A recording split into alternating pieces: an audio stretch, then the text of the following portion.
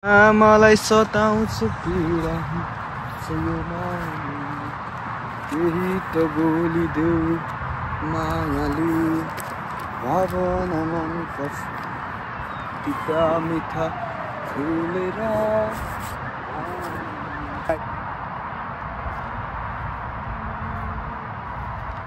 फिनल्यान्डमा कामको माहौलको बारेमा यो भिडियो बनाउन गइरहेको छु हैन। यो भिडियो चाहिँ एकदमै इम्पोर्टेन्ट हुनेवाला छ। अनि साथै मैले यहाँ चाहिँ तपाईहरुलाई के भन्छु भन्दा नेपालबाट चाहिँ के सिपहरु सिकेर आउँदा चाहिँ एकदमै राम्रो हुन्छ हैन। यहाँ आइसकेपछि सर्भाइभ हुन एकदम सजिलो हुन्छ भन्ने कुरामा फिनल्यान्डमा मोस्टली हामीले देखिने अब न्यूजपेपर डेलिभरीको काम गर्ने भन्ने हुन्छ नि, त्यही न्यूजपेपर हो। यो चाहिँ ठ्याक्कै नेपालको जस्तै हुन्छ। यो चाहिँ एकदमै लेस पे हुन्छ हैन। यो लगभग कामै हैन जस्तो हो। त्यही पनि म तपाईहरुलाई भन्दि, एक चाहिँ न्यूजपेपर हुन्छ, त्यसपछि सेकेन्ड चाहिँ अब मोस्टलीले वोल्ट गरिरहेको हुन्छन्। वोल्ट भनेको चाहिँ फुड डेलिभरी काम हो हैन। अनि त्यसपछि नम्बर 3 चाहिँ रेस्टुरेन्टमा काम गर्ने गर्छन् हैन। अनि नम्बर 4 चाहिँ क्लिनिङ कामहरु भयो हैन। लगभग मोस्टलीले के गर्छन् के। अनि यहाँ पाइने भनेको काम त्यो हो। अनि त्यही काम पाउनु नि एकदमै सर्टेज छ फिनल्यान्डमा चाहिँ हैन। एकदमै गाह्रो छ कामको लागि चाहिँ हैन। तपाईहरुले अब फिनल्यान्ड अब मुभ हुँदै हुनुहुन्छ, फिनल्यान्ड आउने सोच्दै हुनुहुन्छ भने चाहिँ अनटिल एन्ड अनलेस तपाईसँग त्यस्तो एक्सपिरियन्स अथवा कुनै काममा यो फिनल्यान्डमा बिक्ने त्यस्तो तपाईसित स्किल छैन भने चाहिँ काम पाउन एकदमै गाह्रो हुन्छ हैन। अझ फ्रेस स्टुडेन्टहरु हामी जस्तै भयौं हैन।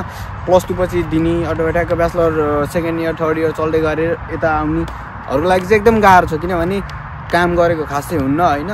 भर्खर कुराहरु सिक्दै गरिरहेको हुन्छ। त्यही भएर काम पाउने कुरामा चाहिँ एकदमै गाह्रो छ। सो सिकेर चाहिँ के आउने भन्ने चाहिँ नम्बर 1 कुकिङ भन्ने कुरो जीवनको सबैभन्दा इसेन्शियल पार्ट हो हैन। कुकिङ कामको लागि मात्र हैन। यहाँ अब आइसकेपछि एक्लै बस्नुपर्छ, के गर्नुपर्छ, खाना खानुपर्छ हैन। मैले धेरै देखेँ कि कुकिङ नै नआउने छ अब त्यताउता। त्यही भएर नम्बर 1 कुकिङ।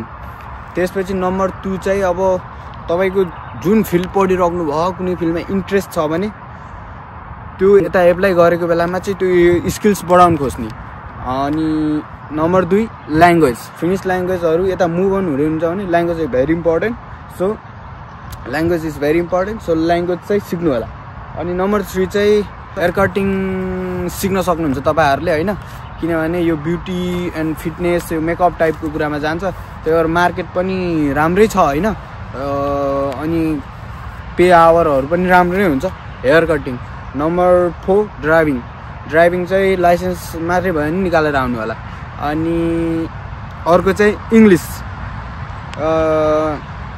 हामी फिनल्यान्डमा बसे पनि हैन, यहाँ धेरै कुराहरु चाहिँ अब इंग्लिश तपाईको बेटर छ भने त्यो एउटा बेटर कुरा हो। त्यही भएर आफ्नो इंग्लिश पनि बवाल बनाउनु होला हैन।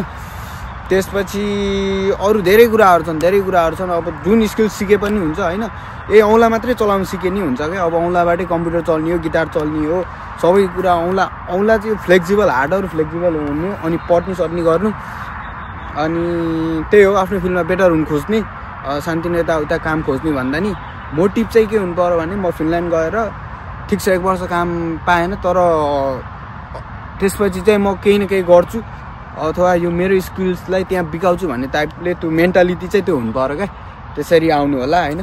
कामको चाहिँ अलिकति यस्तो हो, काम पाउने कुरामा चाहिँ एकदमै डिपेन्ड गर्छ क्या, how hungry you are for work के। काम खोज्नेमा नि भर पर्छ हैन।